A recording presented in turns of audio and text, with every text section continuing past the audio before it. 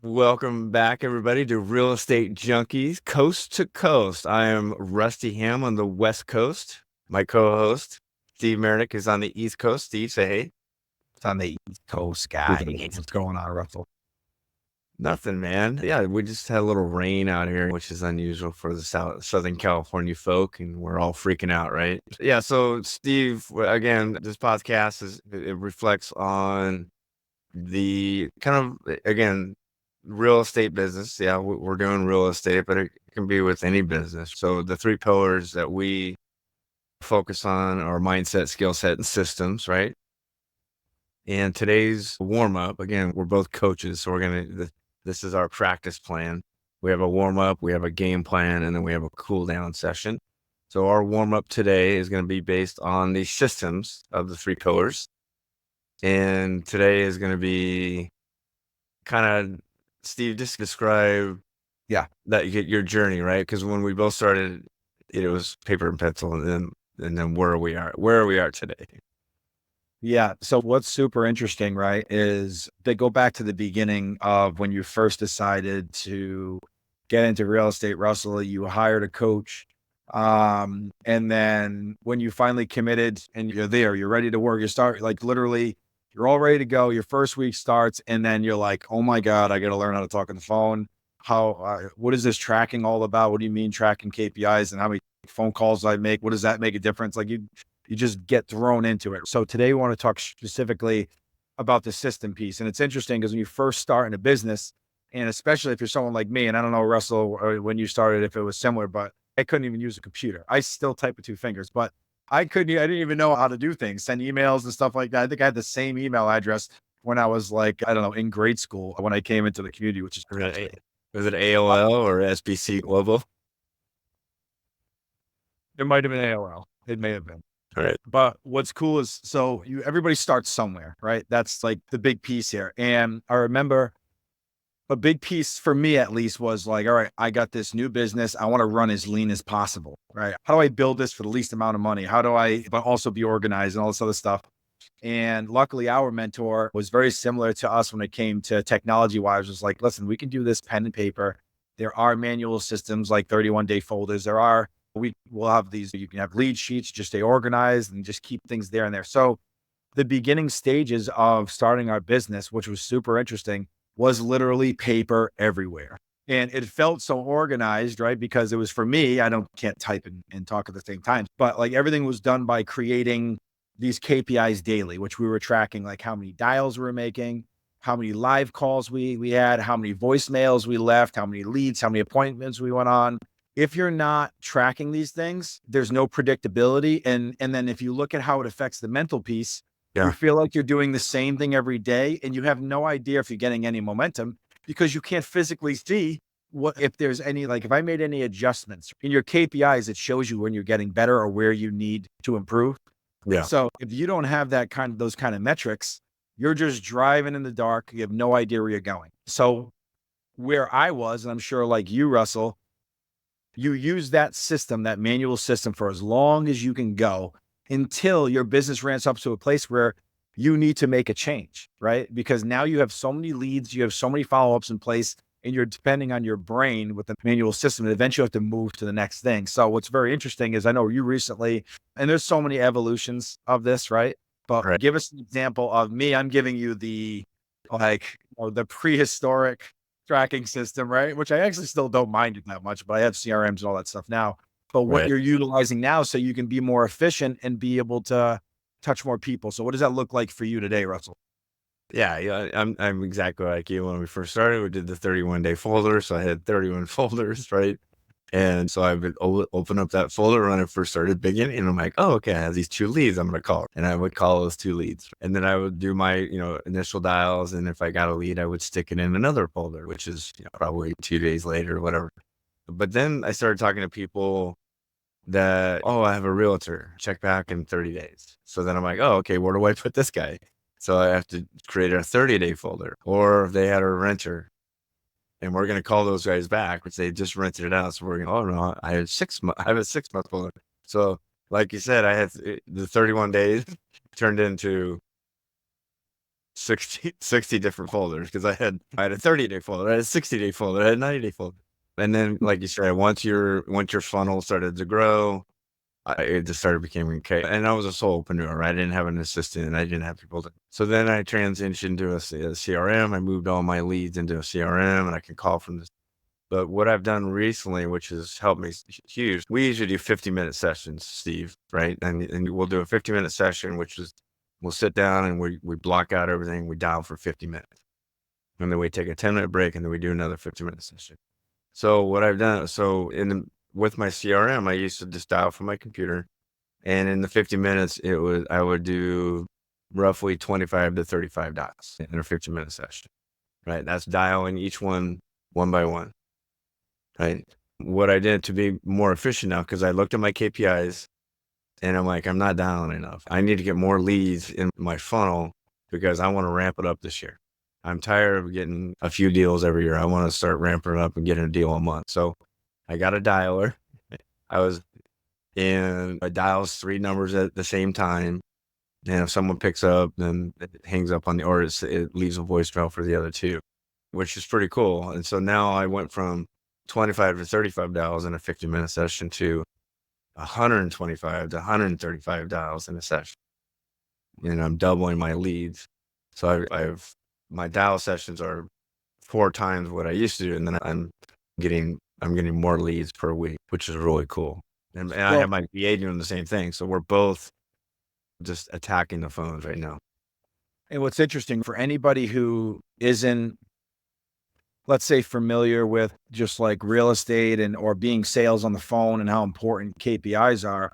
So what Russell just mentioned was this product called Mojo. And what it is, like Russell said, it's an automated dialer. So you don't have to leave voicemails, right? So Russell records one voicemail and then inputs this CSV file of leads into this machine. And then it just starts dialing one after another. And if they don't pick up, the automated voicemail goes into place and the next one starts dialing. So you don't have to wait for the voicemail to actually go into place. So the reason why this is important, because when you start looking at test studies of time, because real estate, the time is currency here, you end up gaining back like 32 seconds every time you don't leave a voicemail. Okay. Right. So if Russell makes an hour worth of calls, right? Say he makes, I don't know, how many calls does it make in an hour, you think, in the Mojo, Russell? I'm averaging like 130. 130. Okay. Yeah. Let's say 60 of those calls, if he was manually dialing, go to voicemail, and it takes 30 seconds to leave a voicemail. Russell loses 30 minutes to just talking to no one on the phone. So this is why it's so freaking important to have these type of systems when you scale to someone like Russell's level, to be able to gain back that 30 minutes. Because 30 minutes on the phone, if like we like to focus on like that, if you're in that 7-minute window of a phone call, like that's a good amount of time for you to be able to pre-qualify or disqualify and move them to the next phase. And then if you have 7 minutes a call, you're looking at 4 to 5 phone calls that Russell could potentially have live with people and pull out 1 or 2 incredible leads that he wouldn't otherwise unless he had a system like this. And then let me just touch upon, it's not free. Yeah. It's not free. You touched upon it right when you started beginning. When you first start, and we do this with our stuff, we want to keep the cost low. We don't want you shiny object syndrome, increasing your monthly output meaning the money going out. We don't want you just throwing money away when you don't even know what you're doing yet. So it's important that you learn what you're doing. That's why we teach the fundamentals first, and then you stack, right? So I'm stacking, and then this is 4.5 years later, 5 years later. When I first started, I wanted to keep the cost low. So I had Google Voice, which was free. I had No Notes, which was $10 a month or something like that. And then you gradually, when you start getting deals and you start getting more leads and you feel like this is going to be a business that you're going to do in the future, then you're going to stack, and then you got to look at your monthly output and you're like, okay, I can afford this. So I'm trading some monthly cash flow in order to get more deals down the road. Good stuff. Anything else you want to add on that? Yeah, I just think the toughest thing as an entrepreneur, especially like yourself and myself being like a solopreneur, there's a huge mental piece to scaling, because scaling comes with money and taking risks financially. and chances that you don't necessarily know if they're going to pay out. But that's business in general. If there's no risk, there's no reward. So when you get to a point where you've noticed that what I'm doing right now with my current systems, this is my maximum efficiency and capacity of how many deals I can do or how many people I can reach, you're forced to make a decision. Is this the place where I want to stay? And am I content with this kind of output or whatever this is producing financially? Or do I spend a little bit more money knowing that since this is strictly a numbers game, and I know my numbers because I've been tracking them for years, and I know the predictability attached to it, now you're going to trust to make that next move. And that's the whole thing of growing as an entrepreneur that's difficult, because every level that you jump to will always, of course, come with this financial responsibility. But when the time's right, when you've hit the wall. Yeah. And then let me just finish with that, and then we'll move on to our game plan. There's two ways of thinking. Oh, I'm going to get a deal, and then I'll do the stacking stuff that you guys are talking about. Or I'm going to stack in order to get more deals. So as an entrepreneur and as a business owner, you got to make those decisions. And we find a lot of the associates in our community, they want to get a deal first, and then they'll do what we tell them to do. Sometimes that's backwards, because what if you don't get a deal? It's like, you're going to be stuck. Just like you said, you're going to be at this plateau where you're paying the minimum and you're getting X amount of deals per week, or X amount of leads per week, and you're just not growing. And then you're getting frustrated, and then you quit, rather than, okay, let me figure out how I can afford this, and let me ramp up my dials, and let me ramp up my leads. And then the deals will start coming in, and then it'll start paying for itself. All right, let's transition to our game plan. Our game plan this week, we've talked about a lease purchase where the mortgage and the deed stays in the seller's name. We're just agreeing on a price. We're agreeing on a length of term, and then we cash them out on or before that term that we decide on, right? We've talked about owner financing, where the house is free and clear. We give them a monthly payment. They're acting as the bank, right? And there's different ways you can do owner financing. We can probably spend 4 or 5 different episodes just on owner financing itself, and we probably will. But today we're going to talk about subject to with that owner financing component. There's 2 different ways you can do sub twos. Most people talk about sub twos where the person has no equity or they're behind on their payments, and then just Steve. But we're going to talk about the sub two with the owner financing component. So just define it. What is a sub two? What does it mean? And then we'll get into, I guess we're going to talk about my recent deal, but go ahead. So subject to on the long form is buying a home subject to the existing financing of the seller you're buying from staying in place. So basically, here's what this means. Russell has a home, right? And he does have some equity in it, doesn't need the money now. Maybe there's some kind of situation going on. And the way that we structure something together is that we put together a purchase and sales agreement where his equity that he does have is going to be cashed out by some specific date, right? But once that equity is cashed out, the mortgage still stays in that person's name, and we just keep the home until we pay it off. So there's no date on the mortgage, but for this specific scenario, what we're talking about today, where there's equity, there's a date in which the equity is due. So Russell recently, one of his sub twos, like I've had different sub twos like that were like that, and I've had other ones where there was zero equity and there was zero timeline in which I had to cash it out because this person, the owner of the home, couldn't afford the home anymore. And I just happened to call at the right time after he had gone through multiple real estate agents who couldn't sell it. He lived an hour away. It was a $1,300 a month payment on the home.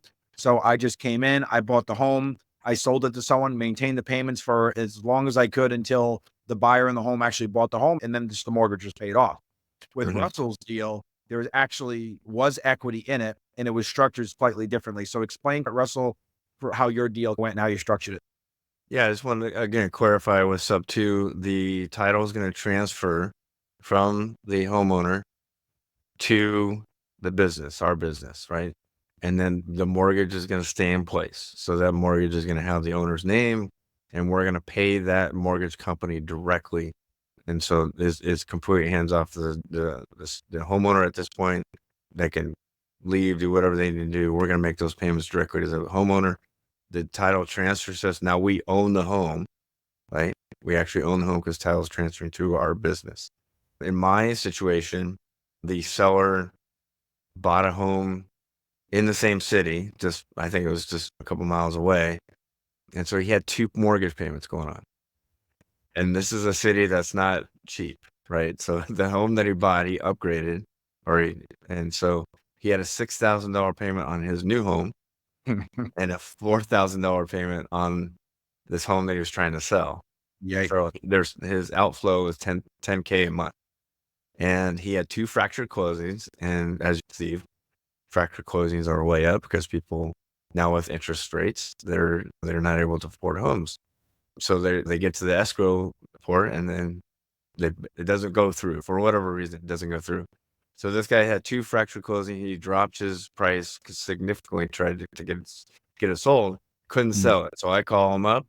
I said, "Hey, we'll split it in the middle. So what you were trying to get and what you tried to get with the buyer fell through, and what you had it listed for, let's just split it down the middle, and I'll take over your home subject to the existing loan," because he wanted money up front. So I gave him 5% up front, and I transferred title to me. I took over those payments. Now I've stopped the bleeding. So now he just has 1 mortgage payment, and I put a tenant buyer in there, and it's all good.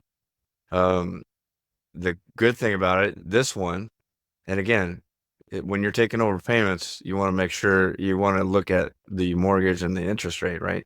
So this guy had an interest rate of 2.5.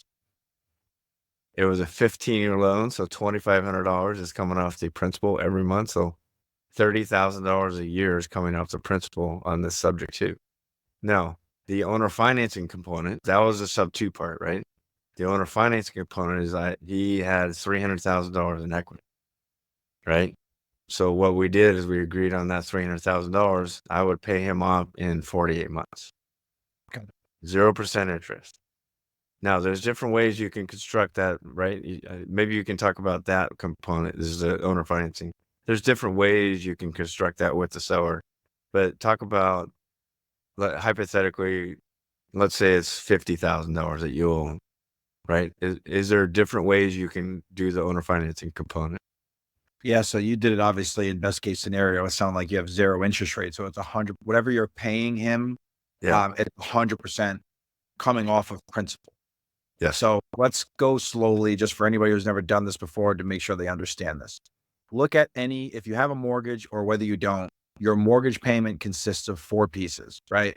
It consists of your taxes, your insurance on your home, whatever interest is in that payment, which is for the first 9 years is basically all interest, and then principal. The principal piece is actually what's paying down the loan, right? Yeah. So if it's like $2,000 a month payment, usually out of that in a new loan, it's like only $300 or $400 is paying actually the mortgage down. And then there's $1,000+ a month you're paying for interest. Right. So what Russell did was he got rid of interest. And now instead of it being thousands of dollars of interest that's being paid, that's not coming off the balance, Russell structured a deal where it's all principal. So he's paying basically you can almost look like every month that payment to that person is like a down payment off the house. Yeah. Russell's collecting that's accruing over time. Yeah. Which is very interesting. So that's the way to structure it. If you are a gangster like Russell and you know how to structure deals, that's it, right? But that doesn't mean there's not a million other ways to make money, right? You're basically setting up a loan just like a bank would with a regular person. The only difference is that you're choosing an interest rate. And well, when I say you're choosing, you're negotiating it with the seller, of course. But when you do creative real estate deals, you're not doing deals for 6, 7, 8, 9% interest. You're like in this window of 0 to 4 or 5%, whatever it is, usually much lower than 5%. But you're making it so that never mind the fact that the payment is affordable for Russell to be able to pay the seller, but now you're making it so the payment's affordable for people to buy the home. And that's the reason why right now with interest rates that are so high, it's priced out so many people out of the market. Right. So creative real estate allows you to take what the bank is doing and what is turning down way more buyers than it ever has, because it's almost like every house you're trying to buy is like the payment's like almost like worth like $100,000 more than the house you're buying. The Yeah. payment is so jacked up. So what Russell did is he was able to get a monthly payment on this house that was super affordable, where he can make and sell this to a buyer, which was affordable to them. And also he can make a good spread in between what his buyer's paying Yep. and what he's paying the seller. But you have all that control by structuring these deals creatively. And this deal sounds like a freaking home run. Oh my gosh. Yeah. Obviously I want it to go 48 months, which depends on what the tenant buyer is going to do. What I could have done too is just, hey, here's your equity. And in 48 months, I'll pay that off in 48 months. Right. So I could have created more payday. We call it a payday two, more of a cash flow on a monthly basis. I could have delayed the $300,000 in 48 months, and I cut them a check for $300,000 in 48 months. Or I can do this per month, and then I don't owe you that much at the end of the day. So there's different ways you can skin a cat, right? I have a question.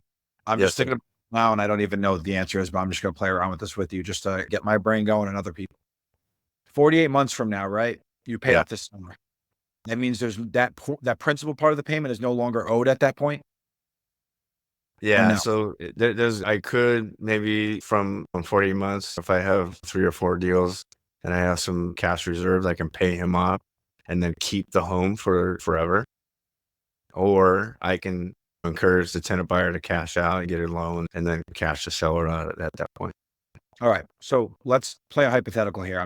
I don't even know what the answer is, but so 48 months, you have a couple of deals going on. You decide to cash this guy out, right? You cash him out.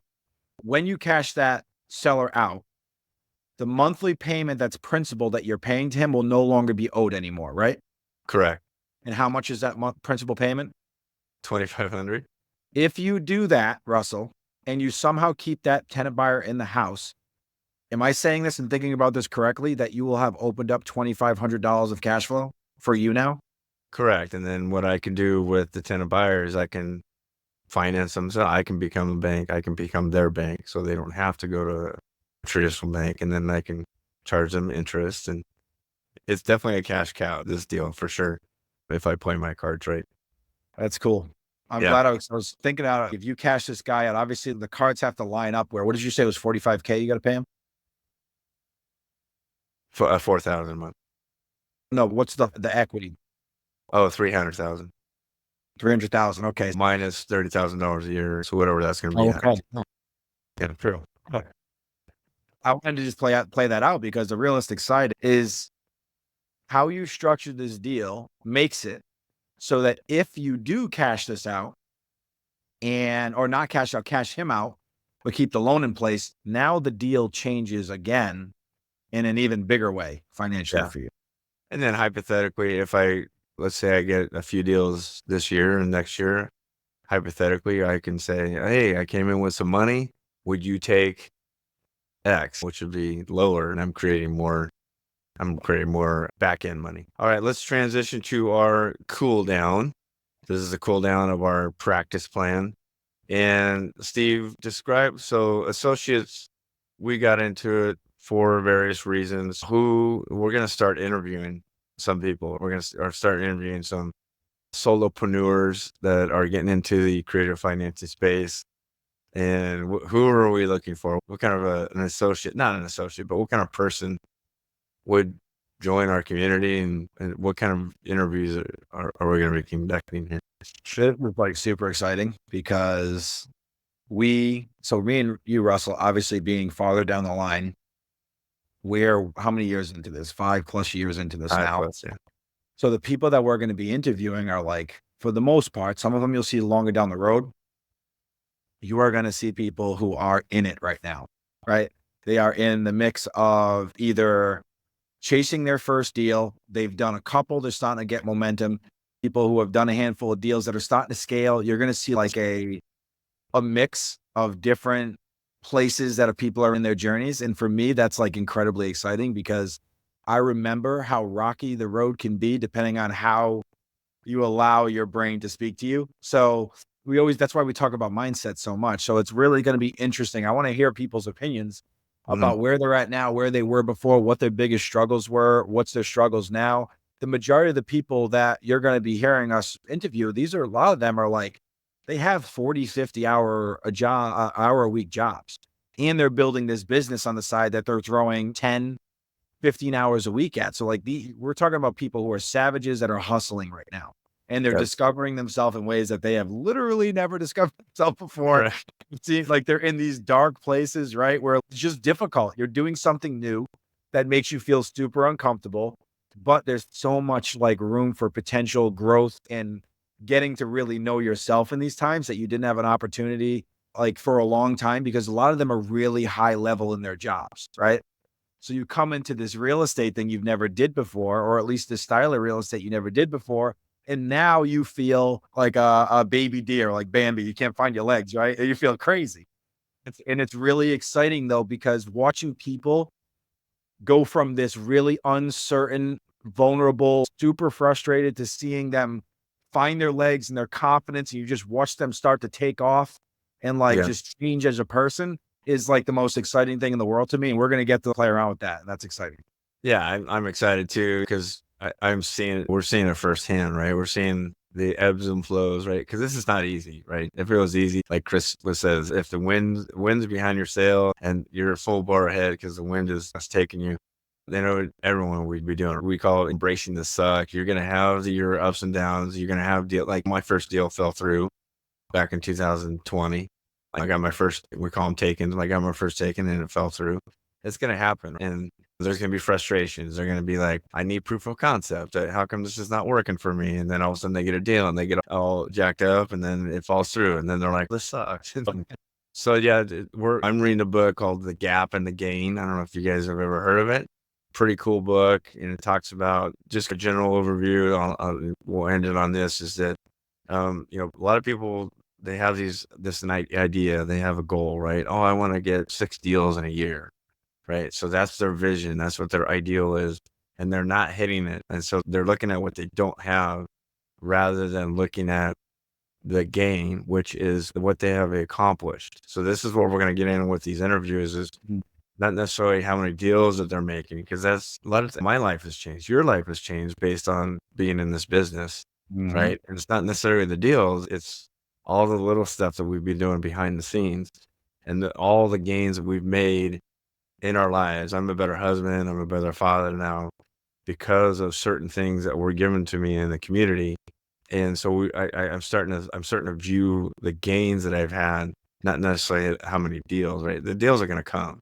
The deals are going to become because of our grit and our, tenacity and our consistency. The deals are going to come. It's what are the gains have you accomplished from day one? And Yeah. I'm gonna love to hear their journey and listen to them talk about all their gains that they've accomplished since they've been in the community. Listen, man. And you know me, I wasn't like this before. I was not a vulnerable person. I was just like, I'm not telling you shit about me. And I'm fine. I'm awesome. I am not like terrified inside and I am not super frustrated. This is really easy to me. And inside, I'm like freaking out because it's like being an entrepreneur, especially when you first start and you never had that experience before. If you do this alone, it is exactly that. It is the loneliest place in the world to not be able to grow aside other people. And to have the ability to be in this place of uncertainty and stress and just like your confidence has just never got hit like this before, because I think there's something very specific, in my opinion, about being an 18-year-old starting a job, never did before, and you're just not really a confident person. You haven't fell into your personality yet. But then when you start a business, when you're an adult and you're super, like you're at that most mature stage that you've already accomplished things in other places. You've already found your confidence in those other things, or you're an authority in your career. And then you're going put yourself in a position to revert back to that 18-year-old. It's Yep. super uncomfortable. And to do that alone, I could only imagine. Luckily, I didn't do that. I made the right choice. I joined a culture of people that were just like me that wanted to go through it together.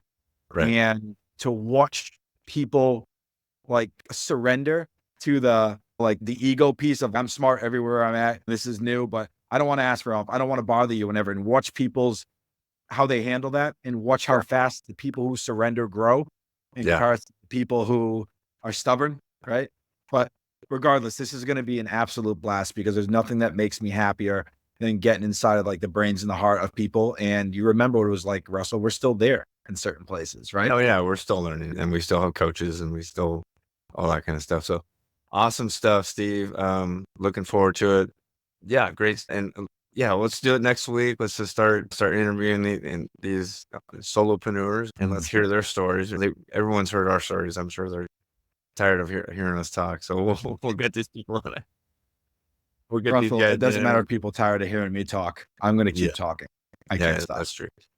All right, Steve. It was great seeing you again, buddy. See you next week. All right. All right, buddy. I'll see you, Russell.